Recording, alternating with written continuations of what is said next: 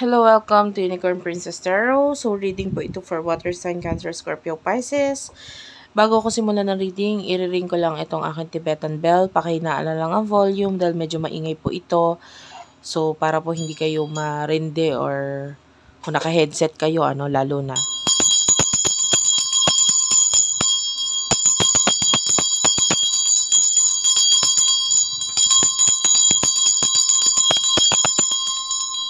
Okay, thank you very much. So, that is to cleanse my space. At simulan na natin ang reading. This is for the sign of water sign, Cancer, Scorpio, and Pisces.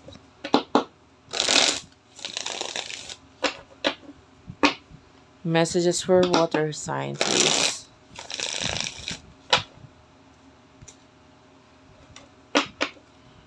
Messages for water sign. For the sign of water sign, Cancer, Scorpio, Pisces. Isang shuffle na lang, guys. Meron tayong special channel for water sign, ha? Water sign Philippines. And kung gusto mong marinig yung meron din akong content dun sa akin TikTok, please do follow me there, Unicorn Princess Tarot.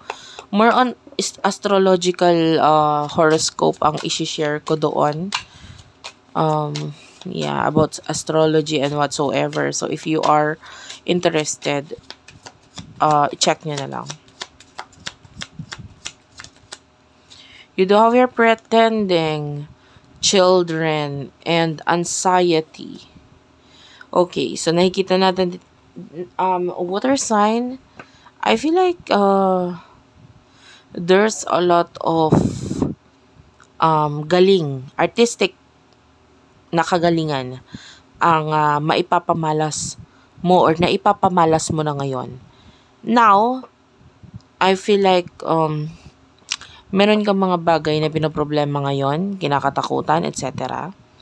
And maaaring itinatago mo ito. But the way I see this is, just be playful. Kung nai-stress ka, ilabas mo ito sa paraan na may kinalaman sa arts.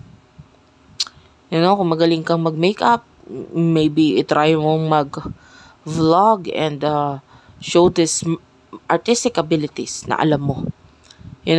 Kesa nag-iisip ka ng mga kung ano-ano, yung iba sa inyo, kung hindi mo, if you do have a certain hobby na naaapektuhan ng emotions mo, tanggalin mo yon. It's not going to help you. Yung iba sa inyo, mahilig ako manood ng Korean, kunwari lang ha, Korean drama. The problem is that once na hindi maganda yung istorya, naapektuhan ng araw mo dahil nagagalit ka rin, naiinis ka kung ano yung nararamdaman ng mismong character doon, nararamdaman mo. So you don't, it's not helping you, tanggalin mo yon. But rather, ilabas mo ang galing mo, ilabas mo yung if you want to, magpatay ng oras is just do something na artistic and that could help you na ma-uplift or matuwa ka naman, maging masaya ang iyong spirit. And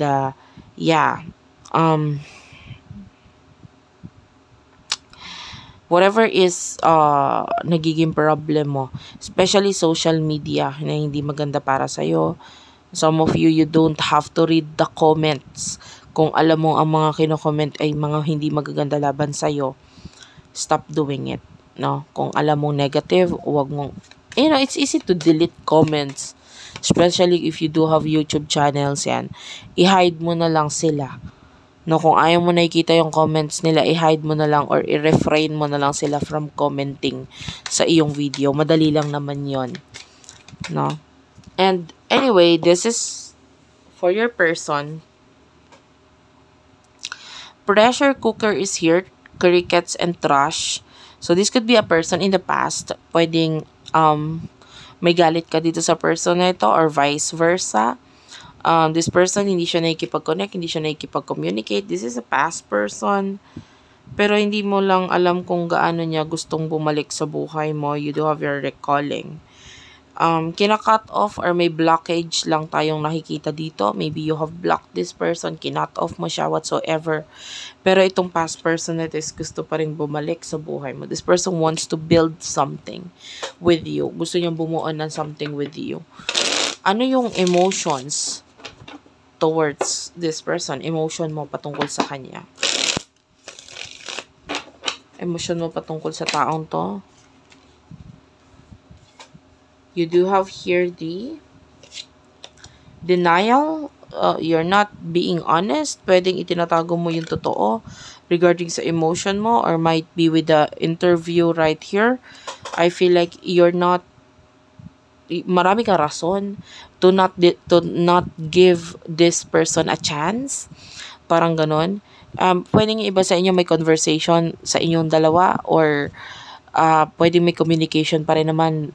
But some of you, pwedeng magkaiba kasi kayo ng gusto sa buhay pa sa ngayon, and hindi kayo nagiging balance. The way I see this is that maybe this past person, I don't know, you feel like hindi mo naman siya kailangan, or kung ano yung mga kailangan, or kung ano yung mga kaya niyang i-offer is hindi ito yung interest mo sa ngayon. You know, so ano emotion niya for water sign? Lagi ko nalilimutan guys yung sign na binabasahan ko. So I always do have a note here sa gilid ko. Crush is here and financial support. Emotion ng person na ito for you is sad. This person is of course sad, broken-hearted.